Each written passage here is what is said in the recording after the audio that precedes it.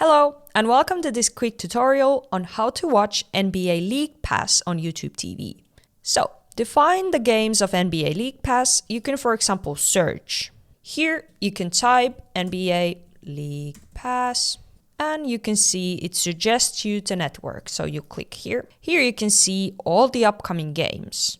In order to watch these games, you need to add the NBA League Pass as an add-on to your membership. So you can do this, for example, by clicking one of the games. And here it tells you to add NBA League Pass to watch. So you click here.